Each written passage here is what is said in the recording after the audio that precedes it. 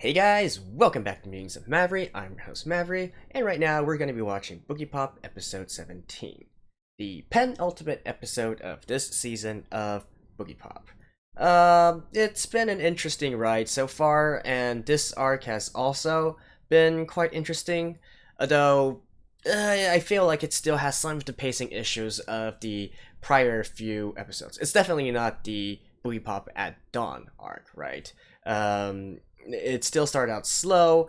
At least the story isn't entirely confusing, so I can kind of get pretty easily what they're trying to do, but at the same time, there's not really much information for me to go on and speculate, right? And that's what I like to do about these kind of series, or my channel in general, and that is to speculate on the facts that were given and try to, make some predictions, right? So far, we're going to be in the 4th episode of this arc, and we still don't quite know what the King of Distortion actually wants with everyone. We only know that he's going around and forcing people to face their regrets or face their desires. I guess that you can use them interchangeably. And, well, that's it. What exactly is he trying to accomplish? Why is he doing this, right? These are still questions that are unanswered. Personally, for me, since this is the penultimate episode, I'm assuming that lots of the answers are going to be told within this episode, and then in the next episode we'll finally have the big resolution. So things that I'm looking out for are why is Nitoki's desire related with Saotome? Like, what exactly is her story? And secondly, what does Kyoichiro have to do with all of this? He definitely has some other, like, why did he manifest into this King of Distortion character? And thirdly, of course, most importantly, what does the King of Distortion actually want? Does he have an ulterior motive? Is there something that makes Boogiepop view him as an enemy? Because so far, Boogiepop has said that he doesn't consider the King of Distortion as an enemy yet, so what's the big deal, right? There has to be something more to that. Now, my personal theory right now is that it's somewhat related with Kyoichiro's regrets. Some possible explanations include maybe due to his regret of living his life, like abandoning his son, if that is his son, things of that nature. And that is why he manifested into this King of Distortion. So that's my guess for now, based on the limited information we have. In other news, actually, because normally when I do these anime series, I also like to take a look at what things related to it are happening in real life. And Boogiepop, as the series as a whole, has been generally pretty low profile. Like, there's not a lot of news coming out in regards to it. When I was in Japan a few weeks earlier, I didn't really see much merchandise in regards to Boogiepop as well. However, starting from today, they actually have a, I guess, sort of special event going on in Akihabara, Animate, which is the big chain store in regards with anime products in Akihabara, and they are putting some goodies up for sale. So, yay, I guess. If any of you guys are actually Japanese viewers or you're in Japan, you can go check that out if you want. Boogiepop as a series, to me, it feels, my gut feeling is that they can make some pretty cool merchandise on the entire concept of the Boogiepop series, but apparently this is not their business model, or maybe they just don't think the series is popular enough to warrant making this decision, which is a bit sad, but I guess it is what it is. So, anyways, enough about that. Let's jump into the episode. I skipped the opening, so let's just begin and see what happens. So, let's begin in 3, 2, 1, play.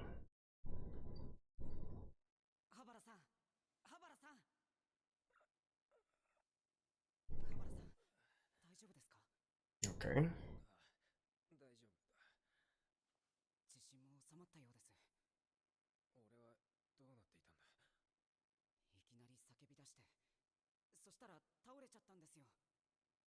Like, what would happen if you guys slapped every one of them awake?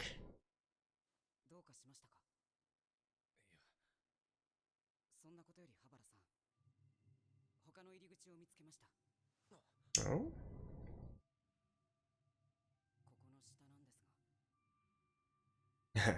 And the girl's laying right on it. おい、起きろ。この人、さっきの人じゃないですか。ハバラさんが笑った。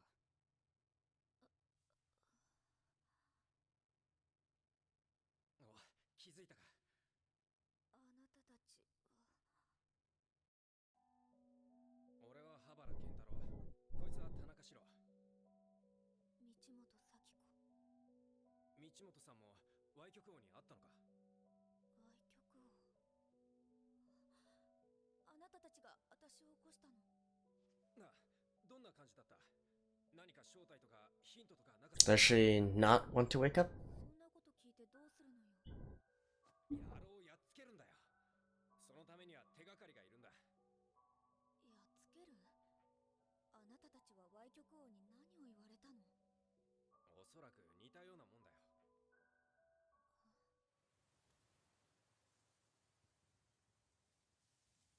These eyes are pretty creepy, to be honest. ハバラさん、これ開きますよ。施錠されてません。よし。ま、信じてくれなくてもいいが、とりあえず待っててくれ。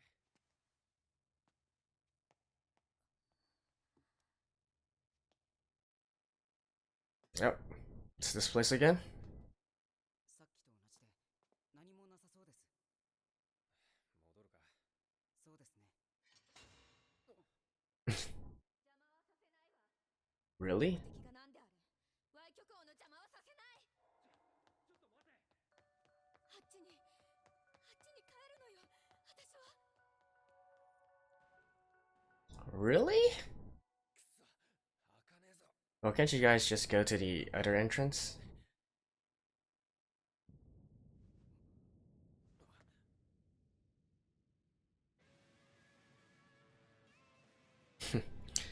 And again with the rock music.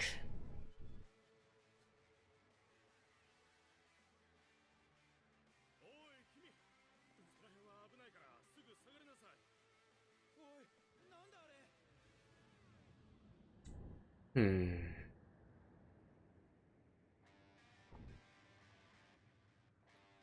なんだ。諸君、原因は解明できたかな。いや、この音楽が聞こえるということは、 This is actually some pretty good music. 私のところには届いていないということだ。現在、ムーンテンプルの中に何名の人間がいるのかわからないが、 Very classic rock. 外にいる者たち、中へは絶対に入ることはできない。無駄な努力はやめるべきだ。寺月恭一郎の声だ。やっぱり奴が Y 曲王だったんだな。次に中にいる諸君。諸君らは曲がかかる前の音をお聞きになったと思う。あれはこの建物の通風。 What? Suffocation? そう、諸君らの酸素供給はこれで断たれたというわけだ。どのくらいの余裕があるかはわからないが、早く何とかしないと酸欠で死ぬことになるぞ。なんだと。それでは諸君らの健闘を期待する。 What is his motive, though? くそ、ふざけやがって。俺たちを皆殺しにする気かよ。落ち着いてください、ハバラさん。そんなに簡単な話ではないでしょう。けどよ。通風口を塞いだところで空気の流れを完全に断つことなどできません。これは単なる脅しです。俺たちを脅してどうするんだよ。こういう状況でパニックを起こした人間が普通取る行動を考えてください。逃げる。けど Run where? ええ、塞がれていますよね。ってこと、上か。そうです。活路を求めた人々は自然と上に向かうんです。おそらくそうやって自分のところに来るよう仕向けているんです。 Well, you guys want to see him, right? So, just go up. 俺たちはまずここから出ることが先か。ええ、行きましょう。 I wonder if these statues... 何がです？ What? お前に惚れてたっていうその彼女だよ。見る目あったんだな。 Hmm. そうですか。 What is the significance of this room? 一体どういうはこのビルの中の人間を皆殺しにするという、ただそれだけのことなの。さて、あなたはどう思うんです？わからないから聞いているのよ。悩むのはあなたらしくもありませんね。委員長。This is quite an interesting way of giving Sao Tome more character screen time. あなたは勇敢でした。あなたがいて、早乙女正美がいて、これであと田中史郎がいれば、本当にあの時と同じだ。だから何？またキリマナギが助けに来てくれるかもしれませんよ。そんなの期待してない。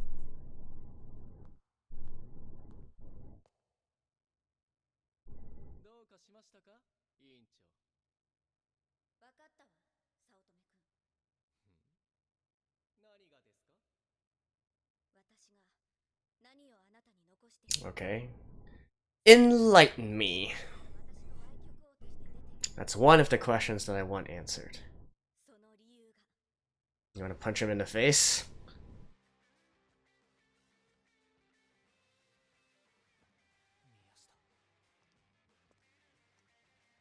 呼びました？ Hmm? Wait, what? No, this is the King of Distortion, right? はい、こんなところでグズグズしていないで、早く中に入らないんですか？お前、歪曲王か。入りたいのならついてきてください。おい！どうなってるんだ？ Does this also affect the real world as well? Well, that's convenient. ここは私たち二人、夢の世界。他の人たちの現実を今少しばかりずらしているのよ。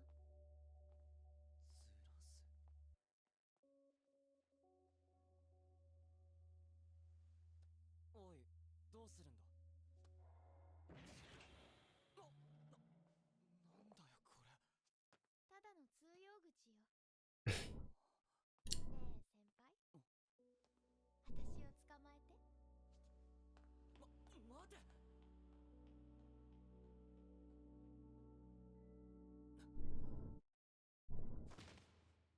羽原さん、ここか。ええ、ここだけ音が違います。ってことは、どこかに点検用のハッチが。Hmm. These guys are pretty smart. 戻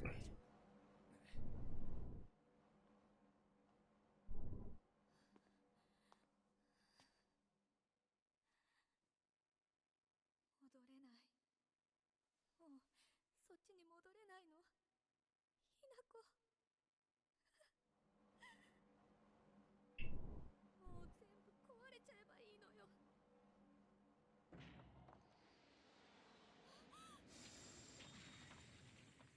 Boogiepop. ブギ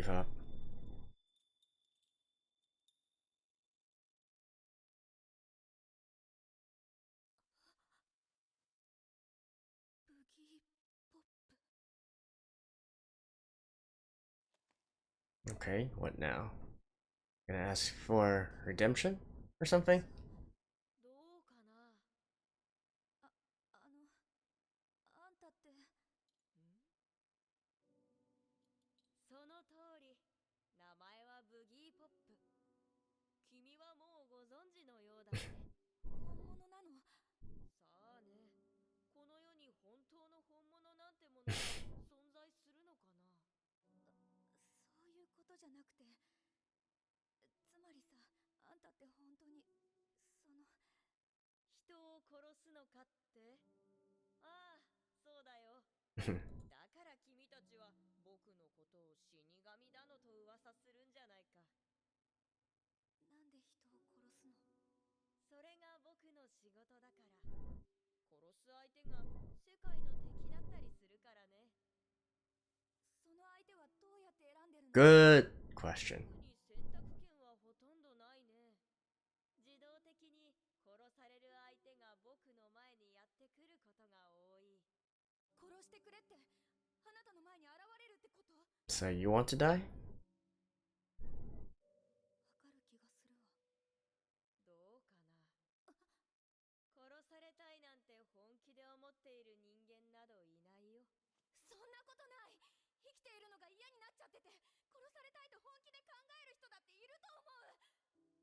それは単にそれ以上生きていると今まで生きてきた意味の方が死んでしまうという選択があるだけだ。 What? 殺されたいなんて言い出す資格を得るには少なくとも本気で生きてからでなきゃということさ。Hmm. 君にはその資格が I like that line. That's a good line. ひどいやつで本当にとんでもない悪い人間だから。悪いと殺されてもいいのかい？そうでしょ。悪いやつがいなくなったら世の中も少しは良くなるし。つまり善人だけが生きている世界ということかい？そうよ。私なんかじゃなくて、ひなちゃんがずっと平和に生きているような。そんな。 It's not like you caused her death, girl. ずっとずっといい子だったの。なのになぜか私の方が。君の愛国王は君に優しかったかい？ええ。彼女は苦しみのすべてを金に変えなきゃならないって。どういうことだい？それは。 Another good question. 私だってよくわからなかったけど、でもやらなきゃならないって思ったの。あそこでひなちゃんと暮らせるならどんなことでもしようって。彼女は君の分身だ。その人が優しかったのなら、それは君の優しさなんだ。おそらく愛国王は僕同様に主体がない。君の中の歪みが形になって出てきただけの存在だ。つまり君はこれまで自分の優しさを歪ませ続けてきたということ。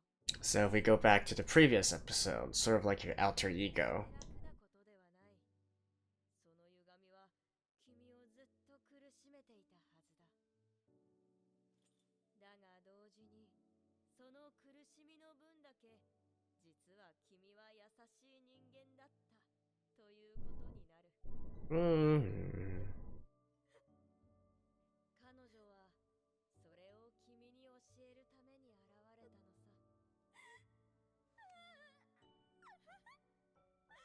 君はもう達成してるんじゃないか？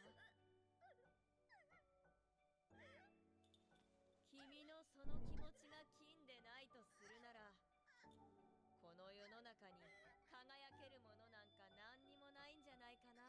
Hmm. やれやれ。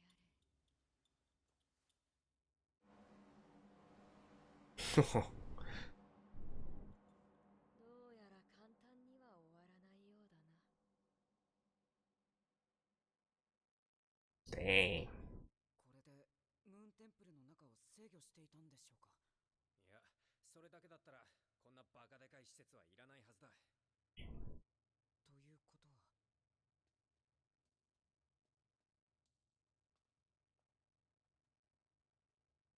Is he actually still alive, though? I think that's the better question. Or maybe, I don't know, he's part of this building? His spirit lives on?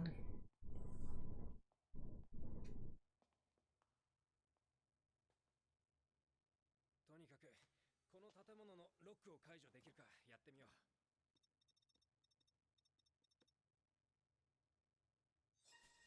Oh, hi there. やあ、よくぞここまで来たな。君か君たちか、一人なのか何人かいるのかは知らないが、よくぞ到達したと褒めておこう。寺月恭一郎。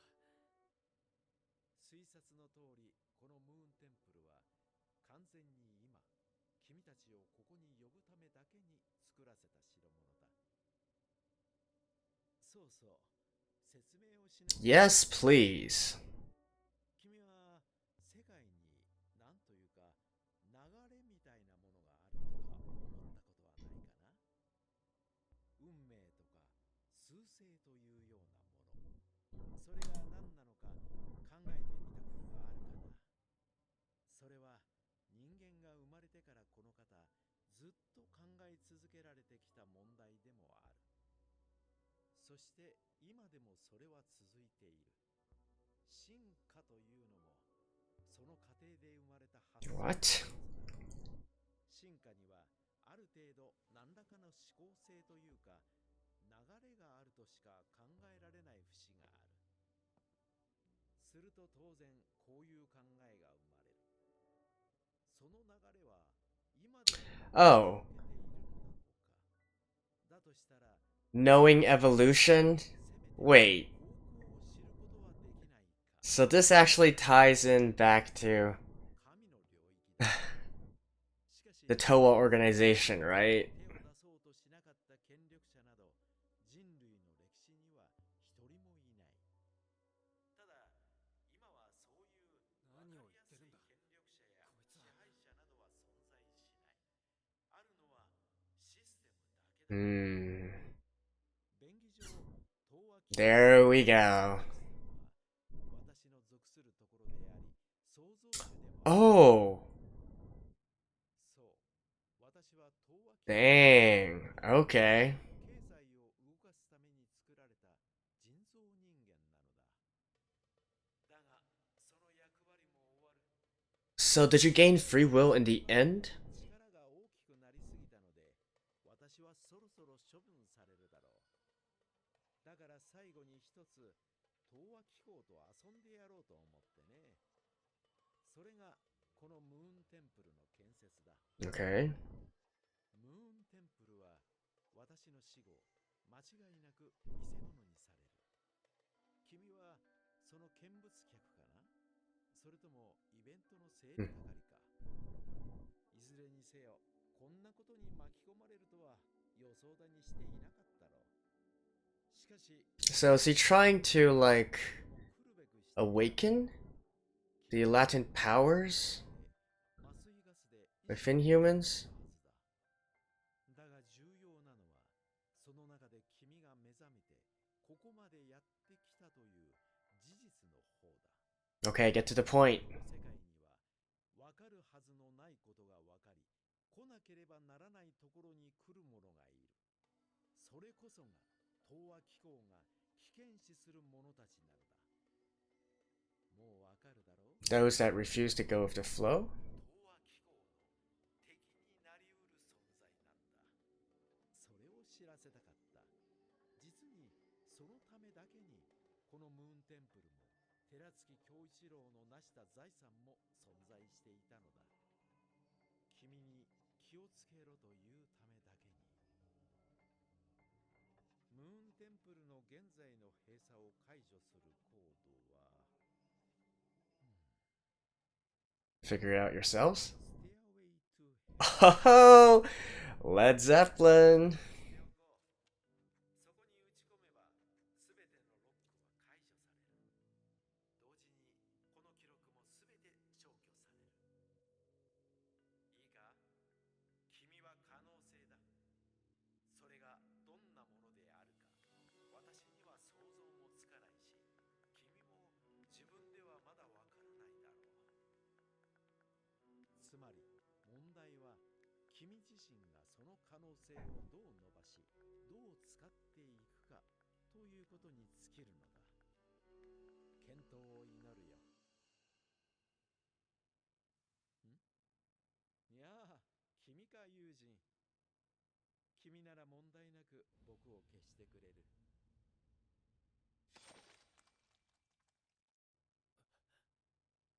And they weren't able to erase these records and so? いや、何納得してんだシロ。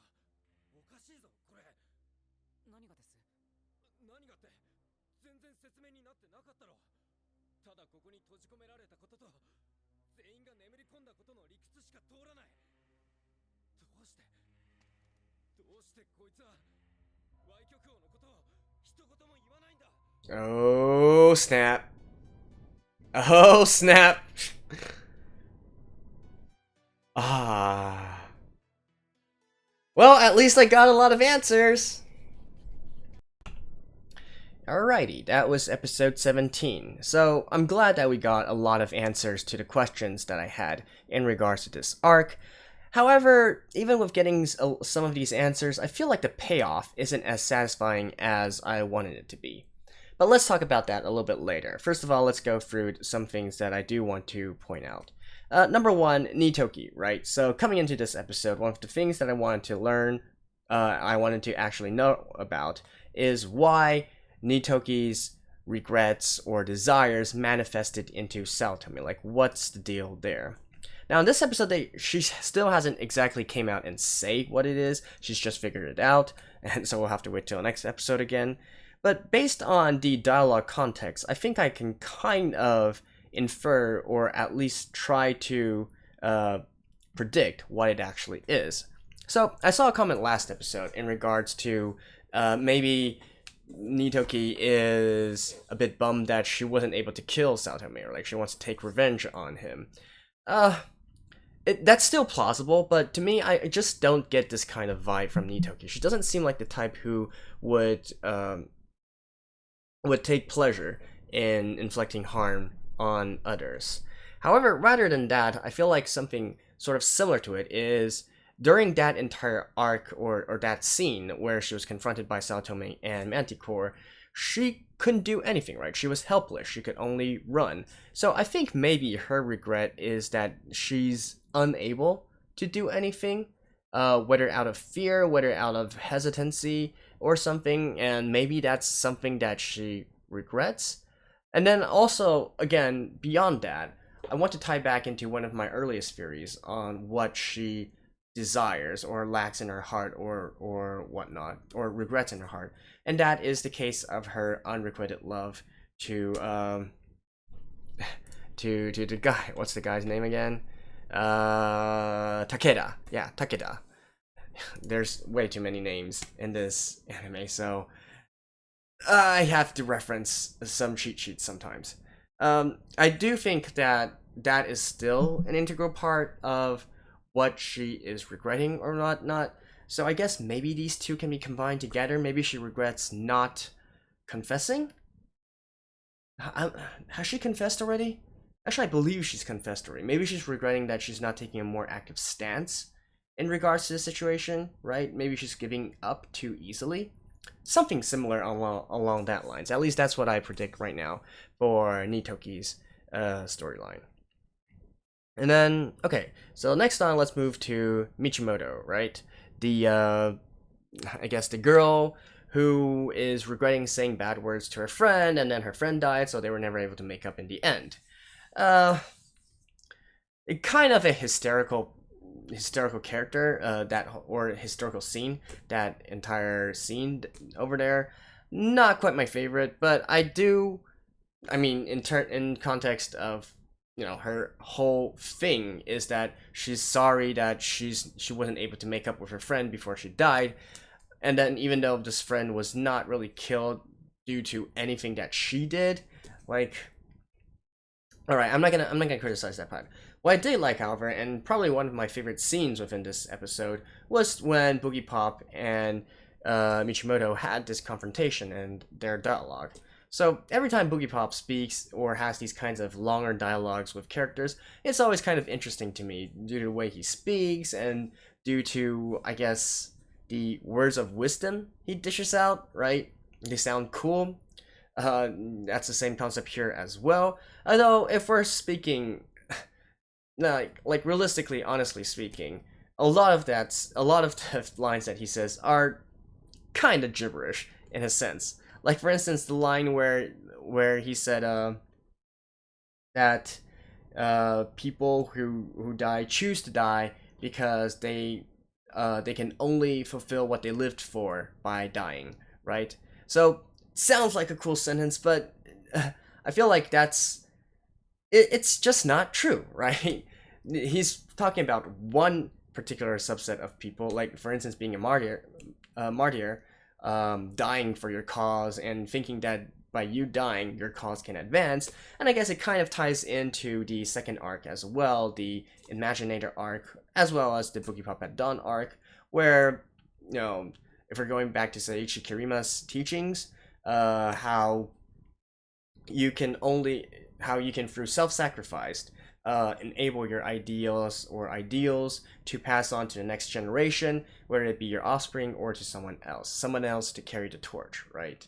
So I think it kind of links back to that, but again, that's just not everybody is living that way, right? So maybe there was a translation error, and Boogiepop was sort of like educating Michimoto, like, no, if you want to die, this is what you must do before you die.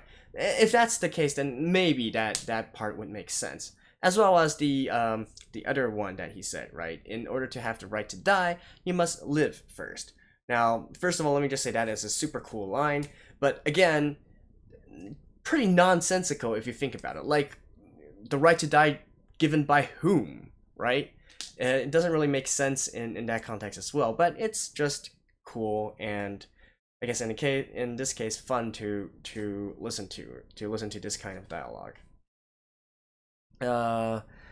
And by the way, I also loved how in the middle of sort of like Boogiepop saving Michimoto soul, I guess, saving her soul, there was a sudden scene change, right? And the entire tone of the anime shifted again. So I thought that part was pretty cool. And in regards to Michimoto herself, no comment there. I do believe that she's probably walked out, or at least, well, the first step to recovery is always to admit that problem first, right? So she's let it out, she's admitted this problem, then maybe she can start to adjust her way of thinking. And then going back to, I guess, the main meat, or the main revelation of this episode, Kyoichiro, right? So we finally understand why he is doing this in the first place. So it all ties back to the Towa organization, right? Once he started mentioning evolution, I was like, wait, isn't that what the Towa are doing, right?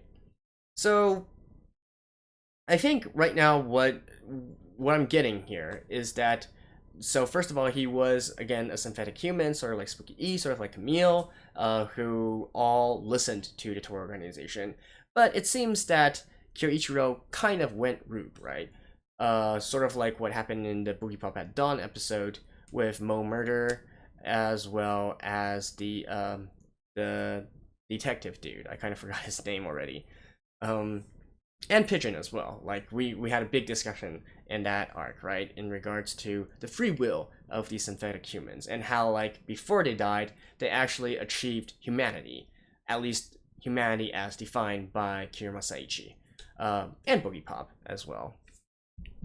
So, in this last act of defiance and this act of free will, Kyoichiro decided to defy the Towa organization and built this entire moon temple in order to gather, I guess, possible enemies of the Towa organization and warn them of what they're about to face. So, I guess in the end we can say he's one of the good guys, question mark, right? He definitely exercised his free will, so he became human, and he also sort of like passed on his legacy, right? Because his last final act was to try to find enemies of the Towa organization and warn them. And so this knowledge has been transferred to the people who came. And speaking of which, since it seems that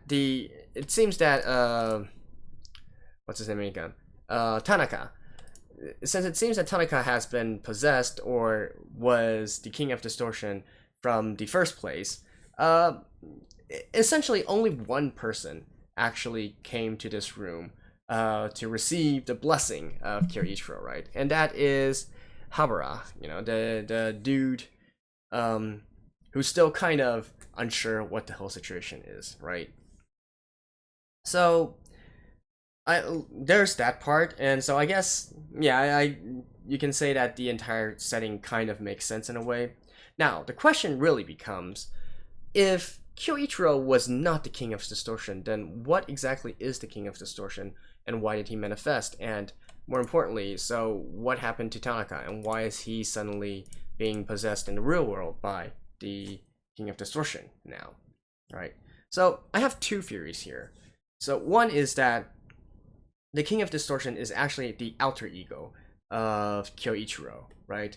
If we're going back to, again, this entire concept of you having your alter ego be the manifestation of your desires or regrets, then I guess maybe it's because of this that the King of Distortion was born from Kyoichiro. That's one way to look at it.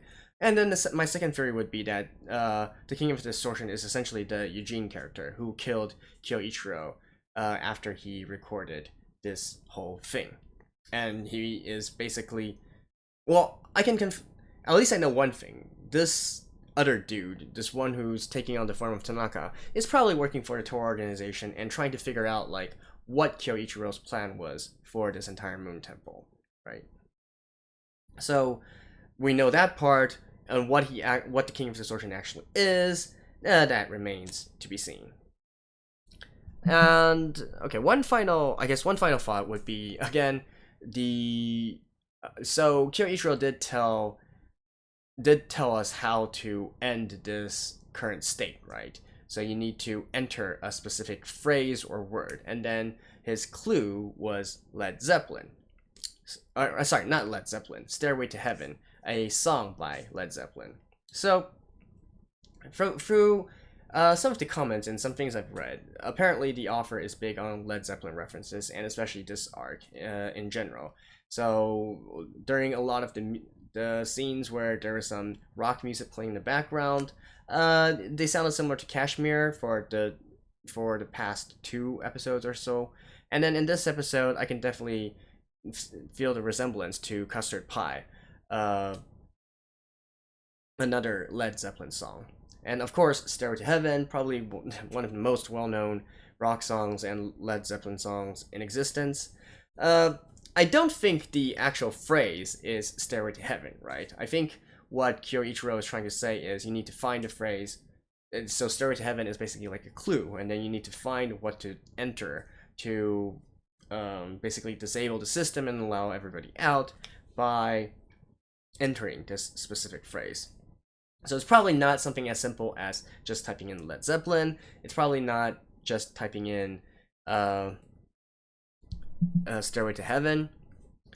I'm thinking that maybe it's the lyrics, like maybe you need to type down the lyrics, and of course my number one suspect would be the phrase "all that glitters is gold," right?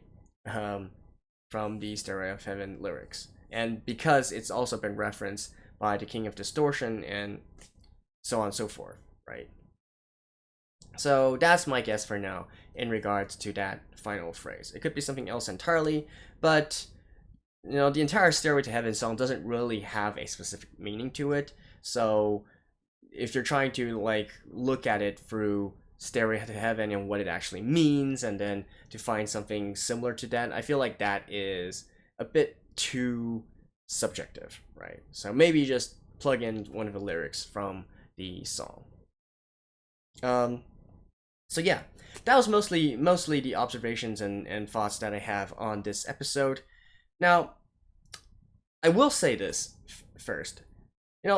Even though we're already on the penultimate episode, like, I just don't feel any hype. Going back to the very beginning of this review, like, I don't know. It just feels like even though a lot of the answers were answered, a lot of the questions were answered, there's just a lack of significant payoff that I'm feeling, where I must watch the next episode in order to fulfill my needs, right? And it's really weird for me because this arc already has used five episodes in order to adapt. So theoretically, the pacing and the dialogue should have been fairly okay as well, since it's only essentially adapting one volume, one book, right? And 5 episodes is, it's not like a lot, but at least I believe it's adequate, more than adequate, in order to adapt a single volume. So I don't know. I just don't feel anything. I'm not sure if it's because I don't really feel for the characters. I don't understand for the characters. So even if they have character development or whatnot, to me, it really doesn't matter because right now maybe one character is going to have character development, and then when's the next time we're going to see him, we don't know. Typically in anime we have like an entire season or whatnot in order to understand a character, and so afterwards at the end when she can have a character change or lessons learned, right, that would be resonating with us as an audience. Here I'm not really getting that vibe, right? So even if we go to the next episode and the end, right? So what's gonna happen? Boogiepop is probably going to defeat this King of Distortion dude or something, or maybe he's gonna help the others defeat it. And then what next? Like what did they get out of this, right? In the previous few arcs, at least, we kind of get the background stories, and then we also see the manifestation of Saichi Kirima's teachings or his morals, and how they're implemented in the Boogiepop universe. Here, I don't know. Since I know there's actually a lot of light novel readers here, I really can't pinpoint any specific element that is causing this big dissonance, right? Because readers of a light novel, this is a very popular light novel series, and a lot of people, at least that I've seen leave comments, seem to really like this work. So what exactly is missing from the light novel of this arc versus what we are currently seeing on the anime? Or is it just a me thing, right? If it is, let me know as well. So anyways, that has been the penultimate episode, the episode 17 of Boogiepop. Next one, we're gonna get to the finale. Some heads up first.